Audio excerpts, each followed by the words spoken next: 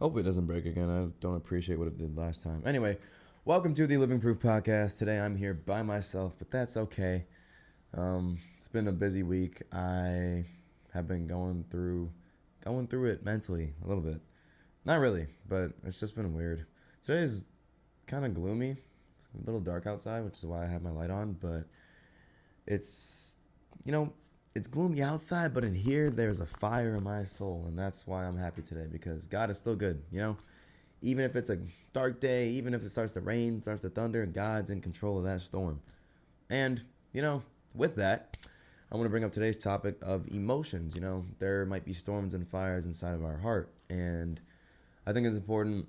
One of my friends, Gavin, Monday, was talking about how it's important to be in your emotions and to accept them, but we can't remain in them. And I think that's something that's important for everybody to talk about and everybody to hear. So I decided to talk about it today because I think it's important. And I think dealing with emotions is not something that a lot of Christians know how to do because there are a lot of verses in the Bible that talk about our emotions. There are verses that say that we should have fruits of the Spirit as our emotions. There are verses that say we should, you know, not be subject to our emotions, but have a mind of peace and tranquility. There are verses that say that we should mourn and we'll be comforted. There's a lot of things that seemingly contradict, and so it might be hard to determine whether you should remain sad or whether a Christian should be sad at all. And so I think talking about this should help clear some of the air on any of that, but also just help those that are struggling, maybe mentally, feeling a little bit down, a little bit gloomy today. And those that don't feel gloomy today feel gloomy for, a couple days, for weeks, for months, and have been. So hopefully, today's topic of emotional integrity will be of help to, somebody. But I want to start out with our verses today. Philippians 4, verses 6 through 7. Don't worry about anything. Instead, pray about everything. Tell God what you need. Thank Him for all He has done. Then you will experience God's peace, which exceeds anything we can understand. His peace will guard your hearts and minds as you live in Christ Jesus. And, at first look, this verse doesn't really seem to be talking about emotions. It just says, don't worry about anything. Instead, pray about everything. But I think in praying about everything, you can also pray about every emotion, right? If we're praying, for comfort, for sadness, for sorrow, for joy, instead of worrying about being happy, instead of worrying about being sad or worrying about, getting out of whatever rut you're in, you can bring that worry about said emotion to God and have Him intercede into that situation and have Him lift you up and, build your emotions, build up your mind against negative emotions, or build your mind up to withstand those negative emotions so that you can then praise the Lord and still, feel good about yourself. I think one of the hardest things is dealing with negative emotions and then not having an outlet or having a way to express that. I know for me, a lot of the time, I sometimes bottle up my emotions inside and I'll try and find a way to express it. But without that outlet, I then just become a negative person. Like my actions will seem more negative. I'll seem more of a hater to people around me. I won't seem as happy as I usually do. And that's not anything the people around me did. It's just my own internal thoughts and my own internal emotions just building up because I have no way to express them. I have no way to outlet them. And I think that's another important thing about bringing everything to the Lord. You have an outlet for your emotions. You have an outlet for your stress, for your anger, for your anxiety, all those things that you have built up inside of you. You then have an outlet to talk to the Lord about, right? It's not just you on your own, in your own head, constantly thinking about things that you can't change. You're giving them up to the Lord. Tell God what you need and thank Him for all He has done. And then you'll experience His peace. When you give them up to the Lord, it's no longer on your chest, right? Think about if you're lifting a weight, right? You're lifting weights, and if you have a weight that seems heavier than you can lift, it's going to be a real struggle to just hold that there. Maybe it might be all you can do to just hold it there as you're pushing it up. But when you give it up to God, when you give it up to someone stronger, that weight is then lifted off of you. You can then breathe. You can then feel at peace and relax because you're no longer under the stress of all that pressure, of all that compressed weight that you're trying to deal with on your own, right? So emotions, they can come as weight. They can come as a stress to us, and they can come as burdens, right? But I think giving those burdens to God, not just our worries, but also our emotions, our anger, our anxiety, our jealousy, our envy, All those are emotions too, but giving those to God then releases that pressure, releases that weight, and we can, feel better about ourselves because of that. We can feel at peace because of that we're not dealing with all those things on our own. But I think getting into that topic, I think it's then like, okay, are we supposed to give up our emotions every single time? Are we supposed to never be sad or anything? Because once we pray and give it to God, we should just be happy, right? No, that's not. I wish that's how it worked, but that's not always how it works. Even when we give up those worries and those anxieties to God, we might not always be immediately okay. We might not always be immediately fine, and that's just something that happens as we go through our walk. We give up things to God. We say prayers to God, right? Talked about earlier how prayers don't always get answered right away.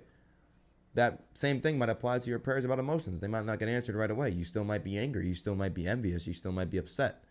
But I think it's okay to at least feel and experience those emotions. We're meant to have emotions, right? If we were never meant to have emotions, we wouldn't be human. We would not be able to express these things. And I think a point that I want to bring up is that we are allowed, first of all, we're allowed to be sad, right? The king, keep in mind, the literal king of the world, like the guy who's in control of everything, that can snap his fingers, not even snap his fingers, think a thought, and the entire universe could cease to exist, right? He cried because his friend had died, right? John 11 was talking about the story of Lazarus and how Lazarus died, and Mary came to Jesus saying, if you were here earlier, then, Lazarus wouldn't be dead. He would be alive and he wouldn't have died from his sickness, right? So, starting from verse 32, now when Mary came to where Jesus was and saw him, she fell at his feet, saying to him, Lord, if you had been there, my brother would not have died. When Jesus saw her weeping, and the Jews who had come with her also weeping, he was deeply moved in his spirit and greatly troubled. And he said, where have you laid him? They said to him, Lord, come and see. Verse 35, Jesus wept. So the Jews said, see how he loved him. But some of them said, could not he who opened the eyes of the blind man also have kept this man from dying? So some of the Jews there were like, okay, God's like, God can do anything. Why would he not just show up and keep him from dying? But later on, it's seen that God raises Lazarus from the dead, which, proves to be greater feat than just keeping someone from dying. Healing someone and raising someone from the dead, two very different things and two very different demonstrations of power. So I think that Jesus' demonstration of him raising him to life again shows that he has power over death and life and not just power over sickness. But regardless, Jesus was sad. Jesus realized that Lazarus was dead. Jesus realized that Lazarus had died and he wept. He cried. He was sad. He didn't want him to die, and he didn't, I'm sure he realized that he died, but it's still not something that he wants. Even later in the Bible, Jesus has many encounters with anxiety and nervousness. Even going to the cross, he starts sweating because he doesn't want to take on the burdens of the entire world while dying on the cross. But that is the cup that he was handed, as said by God and as said by Jesus. And so he had to go through with that. But even he was allowed to have emotions. Like, he had emotions as a human being, also as God. So if he, the creator of the universe, was allowed to have emotions and, embrace those emotions, why are we not any different? Why should we not embrace our emotions and, experience the things that we're supposed to experience? We are humans for a reason. We have emotions for a reason. It's not good to suppress them. It's not good to act like you're nonchalant and have no emotions, because you bottle them up. You don't actually express what you're thinking and what you're feeling. So all this time you'll think, oh, I don't have any emotion. I'm numb to this feeling, blah, blah, blah. But there is something happening inside of you, whether it's good or bad. Most of the time it's bad because you're not expressing it. But you keep it up, you bottle it inside, you act like it doesn't exist. And then all of a sudden you're going to explode at one point and no one will know what happened, because all of a sudden all of your built up emotions just got to you.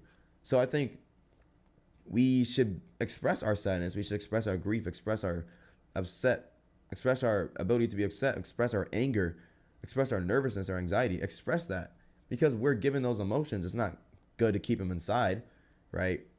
If we were always meant to be happy, we wouldn't even have sadness to begin with, but God gave us the chance to experience that sadness. So embrace it.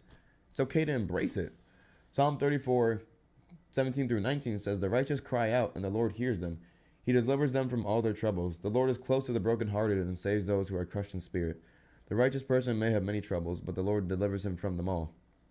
An important point that I wrote with that is that God will always hear us if and when we cry out to him. In fact, we are expected to cry out when we're brokenhearted. God expects us to be brokenhearted, right? We're not meant to get through this life and everything to be hunky-dory and we live life perfectly and easily because God is on our side, right? While that is true, God is on our side, we are not meant to live out this life and have a carefree, easy life, right? Not everything that happens in this life will be in our favor, and not everything that happens in this life will be to our best interest, sorry. But I think it's important to realize that even when things go wrong, even when we're sad or upset, that we need to cry out to the Lord, and that's how we deal with these emotions that build up inside of us and that we need to express. Expressing them to each other, yes, expressing your concerns to your friend or families, that's important as well. But expressing it to the King of the universe, who is in control of all those worries and anxieties, I think that is the most important thing you can do. Think about it as if you're driving a car, right? And you're a little worried about the car and you don't know what's going on with it. It's having some weird sounds and problems. You don't know how to fix it, right? But you have concerns about the car, so you then go tell your friends about it, like, man, I'm worried about my car. It's not sounding right. My engine's a little finicky, it doesn't always start properly, but I think I'm just gonna, keep it to myself and hope that things work out. One, that's just flawed, and two, that's not common sense. But I think that's, just normal for everybody to be like, okay, let me tell my friends about it and see what they do. But if you want to fix your car, you're not going to take it to your friends, right? Unless your friend works for the company or is a mechanic. You're going to take it to someone who knows how the car works and can actually fix the car because they either work on cars for a living or made the car. God cares for humans for a living, and he made us. Like, he made us. He made our cars. So if we have an issue with our car, if we have an issue with the way our life is running, we should take it to God to get it fixed as opposed to taking it to our friends to get it fixed. Because while they have advice, they didn't make the car. They don't know for a fact that what they're saying is going to work. But God made the car. He made all of us individually. He knows all of us individually. And in the Bible, there is advice for all of us individually. While it's a general book that has many tidbits of wisdom and knowledge and advice, there is something for all of us if we seek the Lord and seek his presence in that book. So in doing that, we then can fix our own cars, right? God can come in, God can step into our garage, see what's wrong with our car, and tell us how to fix it. It may not be an immediate process, you might want it to be expedited, but that's not how it works. Sometimes, fixing a car takes time. It doesn't happen instantly. It doesn't cause all the engine problems to go away just by looking at it and saying, okay, it's done. God can do that, but, in not doing it immediately, he also builds patience within us, which is a fruit of the Spirit. So in giving him your negative emotions, he then takes the situation and allows us to build positive emotions off of that.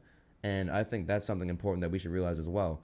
Every negative situation has a positive connotation in perspective of the Lord, right? If I'm looking at a situation where I got a bad grade in a test, then, let's say I got a bad grade in a test in high school, or I failed a class in high school. I failed a class in middle school. Don't really care about that, right? But back then it was bad. I was like, man, I really got an F in this class. Don't ask what class it was. I'm not going to tell you. But I failed that class, right? And then it was, I think, years later that I actually looked back and said, man, I actually failed that class. But, it wasn't really that bad. Because when I failed the class, yeah, it felt bad. But my life isn't over, And I can look back and say, that feeling now, like, it instilled within me discipline to not fail any other classes, right? And even right now in my semester, first couple exams, I didn't do so good on them. I'm going to be honest, I failed every single exam that I took for the first month of school. But that experience then shifted my mindset from a sense of, okay, I'm doing fine to I need to work harder. And that instills in me discipline, determination, and then a drive to do better, to always improve, right? And so I could have sat there in my sorrow and in my grief and been like, man, that's just, I don't know what to do. I might as well just drop out because if I can't pass these couple of exams, then I don't know what's wrong with my life. But even people say this in college all the time. A failed exam is not the end of the world. You can still graduate with a failed exam, which is true. You can graduate with failed classes, which is also true.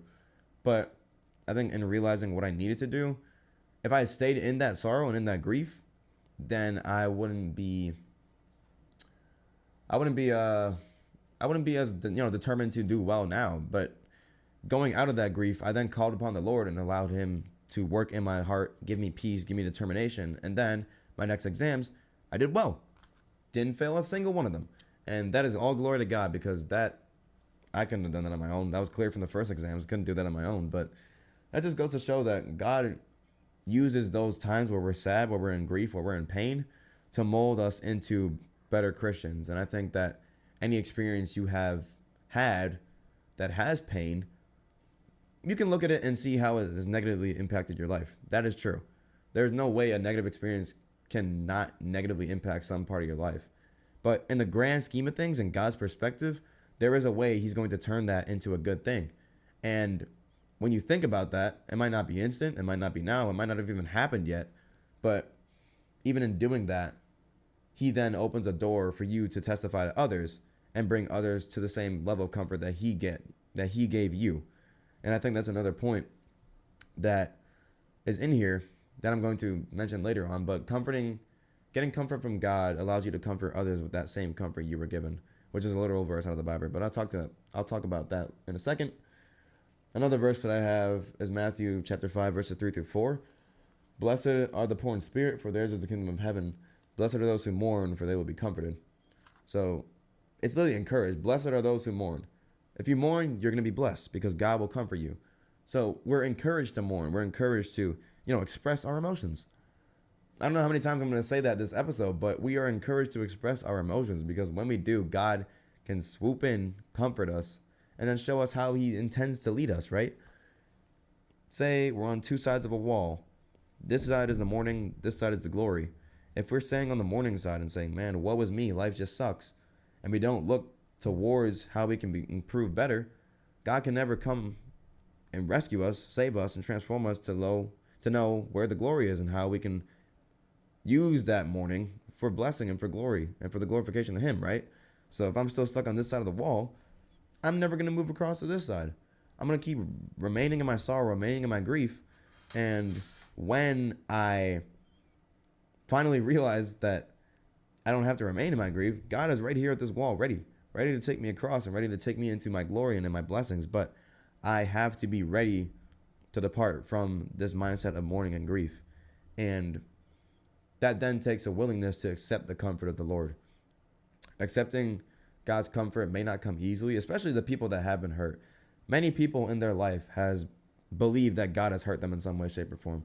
They believe that they deserved happiness or joy, and when something bad happened to them because of the sin of this world, they then blame God for that and say, Lord, why did you not help me in this situation? Why were you not here for me? When in reality, or why did he cause this? When in reality, he never caused that. That's just the way the world is. Sin happens because the world is sinful. Sin doesn't happen because God causes it to happen. He knows what's going to happen, and he causes us to be released from sin, but he does not do anything bad. So anything evil or bad that has happened to you that is not from God, he can turn that situation into a good thing, but he does not create bad things. That is literally not within his nature. He gave us free will, but he does not create evil things because God can't remain where evil is. So in recognizing, I think it's the hardest thing is to recognize that and be like, okay, this bad thing happened, but God is not his fault. And when you realize that God is not the cause of it, then you can accept his comfort. Obviously, if someone hurts you, you're not going to want to be comforted by them because they're the one that hurt you. They're not going to have someone shoot you in the leg and then be like, are you okay? Are you okay? Like, it's not going to fly over very well in your mind, and you're going to probably tell them to get away and what is wrong with you and you're crazy and all those other things. But when you realize that the person that you thought shot you didn't actually shoot you, all of a sudden their comfort now seems a lot more genuine, and they seem like an actual trustworthy person, right? If someone's trying to defend me in court and I think that they're the one that screwed me over, and then I realize that they didn't actually screw me over, I'm going to realize that this person has actually been loyal to me the entire time. Even though I've been accusing them the whole time, they've still been loyal to me. And that's going to make me want to trust in their comfort and trust in their, security that they have the situation covered. So think about that with God, right? We accuse God of so many things, and he's still out there outstretching a hand to us, loving us. So when we realize that God is not the cause of all of our distress and all of our sorrow, we then realize that even while we were accusing him, in our terrible emotional state, he was still reaching out to us and offering love and comfort to us. And that would make me want to come to him for comfort in every situation, because my parents, I've reached out to my parents even when I have accused them of not caring about me and not loving me, because at the end of the day, they do. They're my parents. They're my family. They love me. And so even in my, messed up mental state, thinking that my parents aren't proud of me, they don't love me, they don't appreciate me, I can still come back to them after that when I realize that it's not true, and they'll still love me all the same because their love is independent of my actions. And that's the same thing with God. His love is independent of my actions. His comfort is independent of my actions and my mindset. So his comfort is always there, but we have to be ready to accept it and receive it. We have to be ready to be comforted, because without accepting that, he can't work. He can't work if we don't give him the permit. Anyway, another verse that I have, Matthew 11:28-30. Come to me, all who are labor and are heavy laden, and I will give you rest. Take my yoke upon you and learn from me, for I am gentle and lowly in heart, and you will find rest for your souls. For my yoke is easy and my burden is light. So Christ gives us emotional and spiritual rest. So if you're dealing with, burdens, how I was saying before, emotions are a burden. If you carry them for too long, they can become heavy and they can weigh you down. But giving them to Christ, coming to Christ, then lifts those burdens off your shoulders, and his yoke is light. His yoke is easy and his burden is light. So giving those burdens to Christ, we then can have a light and easy burden. And it may not last for long, because we get hit with tribulation every other day, but it's a lot easier. I pray that did not mess up my video. It's a lot easier than to... It probably did. It's okay. It's okay. We ball. It's a lot easier to then trust in the Lord and come to the Lord every single time that you're feeling, messed up and feeling emotionally drained, as opposed to taking it upon yourself and taking it upon your own emotions. Let me see if this messed up real quick. Okay, nope, we're still going. Beautiful. But yeah, another verse that I have that I never realized was here until, I haven't read 2 Corinthians a lot. I read 1 Corinthians through because that was a Bible quiz section for me in high school, but I never read 2 Corinthians. And so this verse really kind of, it stands out to me. And what I mentioned before, 2 Corinthians chapter 1, verses 3-4. Blessed be the God and Father of our Lord Jesus Christ, the Father of mercies and God of all comfort, who comforts us in all our affliction, so that we may be able to comfort those who are in any affliction with the comfort with which ourselves are comforted by God. So we are comforted by him to comfort others, but we cannot effectively comfort others without knowing his comfort, right? Say you are sick. Very simple analogy. You are sick and you need a cure. That cure only comes about by knowing what the cure is, right? You can't get help if you don't know where the help is coming from. So you then get that cure, and other people are sick. But without knowing where the cure is and how to get it, you can't give that cure and tell other people about that cure. So in the same way, if you know God's comfort, you can then give that comfort to other people. But without that cure, you do not know what to give other people. So then you give them your own knowledge and your own wisdom, which, if you're sick with like some minor cold, that might help. But what if their cold is more specific than yours? What if they have the flu? What if they have COVID? What if they have something that's more severe than your situation or less severe? Too much medicine can actually damage you more than not taking medicine at all, because I know at least for vaccines that they put sickness in, or they put the sickness into you. Like flu vaccine, they give you a little bit of the flu so you can build antibodies against it. Say you give someone too much of that, they can't build the antibodies and then they get sick. Some people have gotten sick from vaccines. But that being said, if you give someone the wrong treatment, they're then going to take that and run with it. And if it's not for them, then they're going to be really confused and set off worse than they had been when they hadn't gotten anything at all. But God's comfort applies to every situation, right? So whatever sickness they're going through, whatever sickness we're going through, we then can take that comfort, give it to them, and it will help our emotional state to be better off and to be spiritually stable, right? If I am trying to get over my sadness and my grief and I need some form of comfort, then I'm going to look for the person that has comfort for every situation. That is God. I'm not going to look for someone who can only heal some of my wounds when I need a full, bodily healing, right? If I'm in Fortnite, not going to look for bandages. I'm going to try to get a med kit every single time. So why look for something that can only heal some of my wounds as opposed to healing all of them? And God comforts and heals all of our wounds. So to give that to another person would then heal all of their wounds. and they can give it to the next person and the next person, and then boom, the gospel is spreading throughout the entire world, right? So I think that's important to know where your comfort comes from so that you can comfort other people. And then that leads me to, being comforted means eventually we'll get over our, emotional state that we're in. So should we stay sad? Should we stay upset? Should we stay angry? No. We should never stay in an emotion for too long. As Gavin was saying, right? If we stay in an emotion for too long, that hinders us from growing, that hinders us from functioning properly. And we lose our purpose for God. We lose the purpose God has given us. If I'm still, say that I graduate high school and I go back home 3 months before college and I say, you know what? I like this feeling of, just graduating. I think I'll stay here for a little bit longer. So then you push college off a year. Next year comes around. I think I'll stay here a little bit longer. Push college off a year. And then you get into a comfortable lifestyle and you're like, man, I don't even think I want to go to college. And then you push it off even longer. And while that seems to be fine, you could be pushing off something that you never knew you would love doing, like your whole major, your whole career. If you don't know what you want to do yet, that's your own right and your own decision to make. But say you knew what you wanted to do and you just got lazy and pushed it off. You were too stuck in your emotional state of peace and bliss that you didn't want to go further with life. Then you could be hindering the purpose that God has given you simply because you want to remain in whatever emotional state of peace and tranquility that you were in. So I think remaining in any period of time for too long then hinders your purpose and God's plan for you to move on to the next period of life. In John 16:33, it says, in this world you will have trouble, but take heart, I have overcome the world. So God has overcome all of our troubles. So we certainly can overcome any of our troubles, and we should. We should want to overcome them after, embracing them.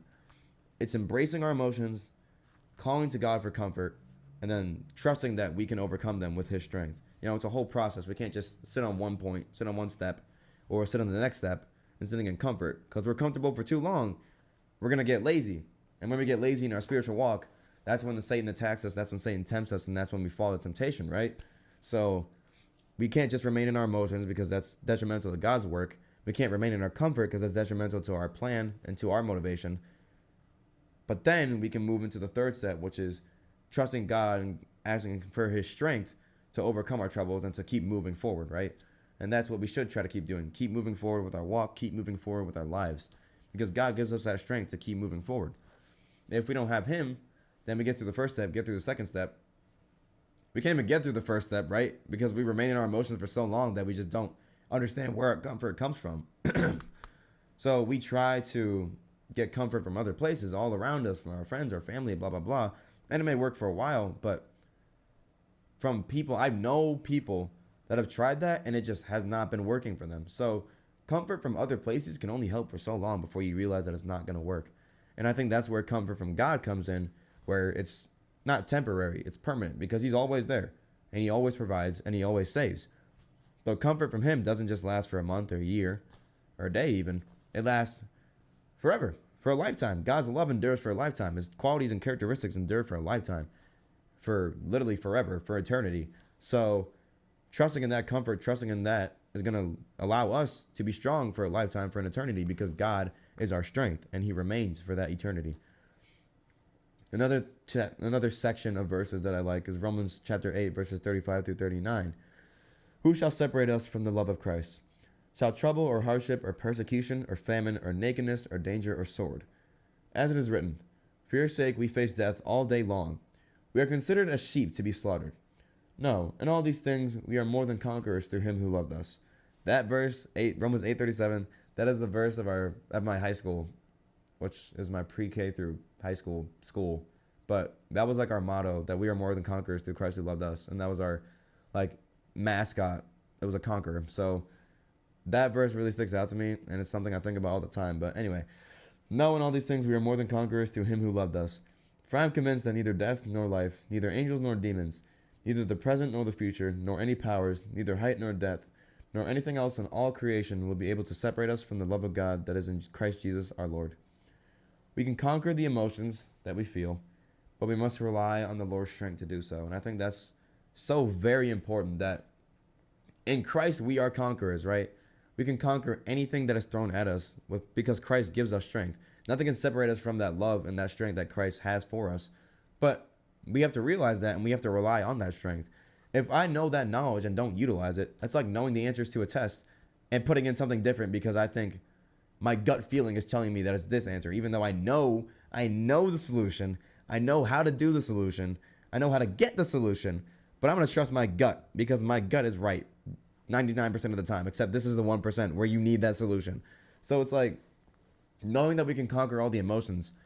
I know how to do this. I know how to do this problem, but if I don't rely on the solution, which is Christ, I'm not gonna be able to conquer them. I'm gonna think I know what I'm doing, but ultimately, when it comes around to that point again, I'm gonna be like, okay, my gut is feeling really good right now. I'm gonna trust my gut and not rely on the God that I have known for my entire life. And that just doesn't make any sense, right? If you know that God can help you out of your emotional state, then why in the world would you rely on your own gut to help you out of that? Because it doesn't make any sense. You can't conquer your emotions by not relying on the conqueror himself. You know what I mean? It's like trying to be a game when you don't have the right skill set. You need a character with the skill set, bro. God has the skill set. Trust in him because he has that skill set. And I cannot stress that enough, man. Some people, I myself have done this. I like to remain so long in my emotions and dwell on problems and issues because it's, for some reason I get comforted by it, right? I sometimes sit in my sadness because I have like a nice comfy feeling when I'm sad. And I don't know why it happens, but it's just the way I am. I just like to dwell in my sadness or in my grief and my anger and whenever I'm upset, right? And so for me, it's hard to conquer your emotions when you don't realize that you need to get out of them. And so I think that leads me to my next point, which is like you need to realize that you need to get out of your emotions to get out of your emotions, which, seems self-explanatory, right? You need to realize you need to get from point A to point B to get from point A to point B. But that realization is something that I even struggle with, and I know other people probably struggle with it too. If you don't see an issue with the mental state you're in right now, then you're not going to want to get out of it. But I think you can only see that issue from looking at it from God's perspective and being like, okay, if I remain here for too long, I'm going to hinder his plan. I'm going to hinder his purpose. And that's not who God calls me to be. God doesn't call me to be a sad individual, right? He calls me to be someone that is patient, peaceful, joyful, loving, and caring. And that's not who I am when I remain in my sadness, when I remain in my anxiety. I remain selfish, essentially, because I'm caring more about my own little comfort emotional state than what God has for me and what other people need from me, right? I think that as we go throughout our world, as we go throughout our lives, we are a light to others and we are a benefit to the people we are around. That's what we're supposed to be as Christians, what we're supposed to be as a follower of God. Got to embody his love and be comforting to others around us. But when we remain in that sadness in our emotional states, we hinder then the process of being comfort to others because we have yet to receive that comfort ourselves. And when we're choosing to be in that state, we are choosing to ignore the state of others for our own personal, feelings or emotions. And I'm not saying that your own personal state is invalid.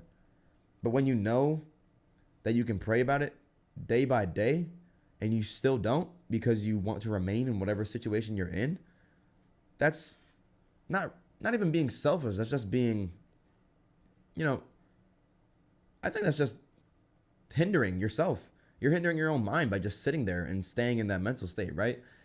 I think that if anyone wants to mature and wants to grow and wants to develop as a pure person and as a human being, you have to accept change and you have to move on from one period of life to the next.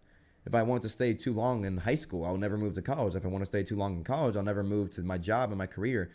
If I always stay in my career, I'll never move on to having a family and, developing the next generation of people that I love and care about, right? So if you stay in any one period of life for too long, you're going to get stuck there and you're going to hinder whatever plans God has for you in the future. So staying in my emotions, staying in my sad mental state or my angry mental state or my confused mental state or my anxious mental state, and choosing, knowing that I can move out of it if I trust in God, but choosing to hold on to that, to clutch that to my chest and be afraid to let it go, I then am choosing my own ability and what I can do about my situation over what God can do about my situation. And I think that's something that is really a detriment not only to you, but to the people around you. When you choose your own ability over God's ability, you're setting yourself up for failure and you're setting the people around you up for failure because You're telling them that you can do it on your own. And then when you don't, what's that going to look like to them? They're going to think, oh, if they can't do it, what makes me think I can do it? And that's just like, it's just a domino effect of people not believing they can overcome anxiety or depression because other people can't. But God overcomes those emotions. God overcomes our situations and our troubles. So when we trust in him, when we rely on him, when we take the step to get up off the floor, take his hand and walk with him, we then can express that to others and express that relief to others that we got up off the floor and did something about it and came to the Lord and talked to him about it, right? I'm not saying you have to be on your knees praying 24/7, 365, which, you should be. But I'm not saying you have to do that, but just coming to the Lord in submission and saying, Lord, I'm dealing with this anger. I'm going to say something that I said yesterday. I was upset about a situation that happened with one of my clubs. Didn't know how to deal with it. I was really upset and I was really angry. So I just sat away from other people and went outside and just sat down and said, Lord, I don't know what's going on. I'm trying to focus in this class right now, but all I can feel is this anger and this upset feeling about this situation, which I had control over, but realizing I have no control over it now. I just want you to calm my mind and give me peace because I don't know how to do this on my own. I physically cannot focus on my work and whatever else I have to do today if I do not give these emotions up to you now. And that's another thing. If you need to give up emotions to God, do it immediately. Because if you wait, the more you remain in those emotions, right? And for a while, it's fine. It's okay to be upset and anxious like we were talking about. But when you remain in that for too long, it becomes an issue. So giving it to God when you feel like it's becoming an issue then takes the burden off your mind. And throughout the rest of the day, I was able to focus on other things. Had a wonderful event with that same club later. And it was great just to, let it go from my mind because I was still stressing about it. Earlier, I tried to let it go with my own strength. Couldn't do it. Called my parents. Still couldn't do it. Talked to my friend about it. My brother. Still couldn't do it. So then I just gave it to God. And not immediately, but 15, 20 minutes after I gave it to God, I was feeling better. And things were good, So it's not always immediate. It will not always be immediate. But if you immediately start praying about it, start giving it to God, start trusting him with your situation, those emotions will turn into something positive. You just got to give it time. And that's my last point that I want to touch on. Just giving it time and trusting in the Lord and knowing that even in your situation, if you just bring those worries to him, he'll eventually prosper and allow you to prosper. Psalm 13 and Psalm 88 are Psalms in the Bible. There are many others, but Psalms in the Bible that talk about sorrow and talk about how long the Lord will leave me in my sorrow and in my desolate state to be attacked by enemies and foes and surrounded before you rescue me, right? And those prayers, when you look at them, they're not really positive, right? The only emotions you can see in those prayers are concern and distress and anxiety and nervousness. But even in those prayers, they're still bringing all those seemingly negative emotions to God, right? They're praying about their situations. They're not just sitting there and being like, oh, woe is me. I'm surrounded by enemies all around. I guess I'll just sit here and, mope. No, they bring them to God in submission. They submit those emotions to him. And even though they'll still be in that situation for the next day or week or month, they bring those emotions to God because they know he can deal with them. And I think I want to leave it off with that point. If you are struggling with emotions and you don't know how to deal with them, bring them to God because God is in control of whatever state you're in, right? God is in control of your suffering, of your pain, of your anxiety, of your nervousness. So if you ever feel like an emotion is too much for you to bear, just give it to him. Even bringing it to him, just talking to him about it will then relieve some of the burden. And you know that he has heard you. You know that God always listens because it says that he listens. And he will hear us. He will rescue you if you keep bringing him those problems, those concerns, those emotions. Do not worry about anything, but pray about everything. Pray about whatever you're feeling. Pray about your anxiety. Pray about your joy. Pray about your peace. Pray about your concerns. Pray about your sadness. Pray about your anger. Pray about your greediness, your jealousy, your envy. Pray about anything because God will always hear you. And to deal with any emotion, to get comfort for any emotion, you need to bring God into the situation. It's not me just saying that to convince you of following some random practice that I've done my entire life. No, God can comfort you in any situation, but you need to bring it to him and ask him for that comfort. He's not going to help you if you don't want help. No one in your life, even if they try to help you and you don't, no one in your life will help you if you do not want help. And people that do help you, even when you don't want help, if you don't want help, you're most likely not going to receive their help in a positive manner, right? You're going to be like, why did you help me? I could do it on my own, kind of thing. And you won't see it as help. You'll see it as hindrance. So even if God tries to help you in your sorrow, if you don't want help from him, it's going to seem like hindrance. So you got to be open your heart, open your mind to the possibility of God stepping in, taking the reins, taking control, and just guiding you through your situations. And I think that is the first step to dealing with any sort of emotion, whether good or bad. Just bringing it to God in submission and knowing that whatever happens, he's still in control and he still's got you. He's still got you. He's got eternity to live. He's lived for eternity. He can surely handle your 80, 90 years on the planet and your eternity afterwards. So always trust in him, give him your burdens, and he will make your yoke light. And that's pretty much what I had for today. If you're struggling with emotions, feel free to reach out to me, reach out to any of your friends, but most importantly, go to God. Talk to God about your emotions. Talk to God about whatever pain or anxiety or joy you're feeling. And I promise you that you will feel better. That is a promise I can make with 100% accuracy because God has always made me feel better when I bring my emotions to him. So I know for a fact that he will do the same for you. But that's about all I have for today. Hopefully you guys, picked up something from this. If not something positive, then hopefully something that can help somebody else. I guess it's not something positive for you, something that can help somebody else that you know, a friend or family member. But yeah, that's about all I have for today. See you guys next week. I might have my brother on, but we'll see. Peace.